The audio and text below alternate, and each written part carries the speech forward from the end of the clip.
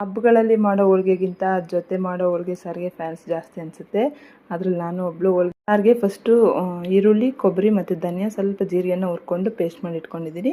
ಇನ್ನೊಂದು ಪಾತ್ರೆಗೆ ಹುಣಸೆ ರಸ, ಉಪ್ಪು, ಖಾರ, ಅರಿಶಿನ ಹಾಕಿ ಅದು ಸ್ವಲ್ಪ ಕುದಿ ಬಂದಿದ್ದಾದಮೇಲೆ ಅದಕ್ಕೆ ಬೇಳೆ ಕುದಿಸಿರೋ ನೀರು ಹಾಕಿ ಆಗಲೇ ಪೇಸ್ಟ್ ಮಾಡ್ಕೊಂಡಿದ್ವಲ್ಲ ಅದು ಕೂಡ ಪೇಸ್ಟ್ ಹಾಕಿ ಹಸಿ ಕರಿಬೇವು ಮತ್ತು ನಮಗೆ ಎಷ್ಟು ಥಿಕ್ನೆಸ್ ಬೇಕೋ ಅಷ್ಟು ನೀರು ಹಾಕಿ ಬಾಯ್ಲ್ ಮಾಡೋಕ್ಕೆ ಇಡಬೇಕು. ಇನ್ನು ಇವಾಗ ಎಲ್ಲ ಕಡೆ ಗ್ಯಾಸ್ ಶಾರ್ಟೇಜ್ ಇದೆಯಲ್ಲ, ಅದಕ್ಕೆ ರೈಸ್ ಕುಕ್ಕರ್ ಯೂಸ್ ಮಾಡಿದ್ದೆ.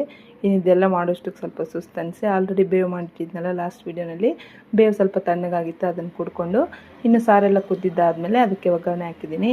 ಇನ್ನು ನಾರ್ಮಲ್ ಆಗಿ ಸಣ್ಣಗೆ ಹಪ್ಪಳ ಮಾಡ್ತೀವಿ, ಬಟ್ ಇವತ್ತು ನಾನು ಕಡಲೆಬೇಳೆದ ವಡೆ ಮಾಡೋಣ, ಮಸಾಲೆ ವಡೆ ಅಂತೇಳ್ಬಿಟ್ಟು ಕಡಲೆಬೇಳೆ ನೆನೆಸಾಕಿದ್ದೆ. ಒಂದು 2 ಅವರ್ ಕಡಲೆಬೇಳೆ ನೆಂದಿದ್ದಾದಮೇಲೆ ಅದಕ್ಕೆ ಕರಿಬೇವು, ಒಣಮೆಣಸಿನ್ಕಾಯಿ, ಜೀರಿಗೆ, ಚಕ್ಕೆ, ಲವಂಗ, ಶುಂಠಿ ಹಾಕಿ ತರಿಯಾಗಿ ರುಬ್ಕೊಂಡು ಹಸಿ ಈರುಳ್ಳಿ, ಕೊತ್ತಂಬರಿ ಮತ್ತು ಸ್ವಲ್ಪ ಉಪ್ಪು ಹಾಕಿ ಕೈಯಿಂದ ನೀಟಾಗಿ ಕಲಿಸ್ಕೋಬೇಕು.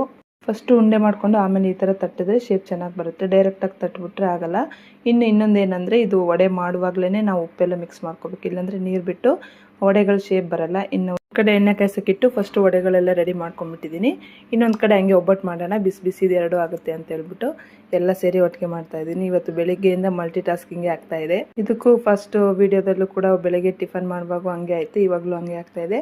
ಯಾಕಂದರೆ ಸ್ವಲ್ಪ ಬಿಸಿ ಮತ್ತು ಬೇಗ ತಿನ್ನಲಿ ಅಂತ ಹೇಳ್ಬಿಟ್ಟು ಎಲ್ಲ ಅವಸರದಲ್ಲೇ ಮಾಡಿದೆ. ಇನ್ನು ಒಬ್ಬಟ್ಟೆಲ್ಲ ಮಾಡಿ ದೇವರಿಗೆಲ್ಲ ಇಟ್ಟು ನಾವು ಕೂಡ ಊಟ ಮಾಡೋಕ್ಕೆ ಕೂತ್ಕೊಂಡ್ವಿ. ಎಲ್ರಿಗೂ ಯುಗಾದಿ ಹಬ್ಬದ ಶುಭಾಶಯಗಳು. ಲೇಟಾಗಿ ಹೇಳ್ತಾ ಇದ್ದೀನಿ, ಸಾರಿ.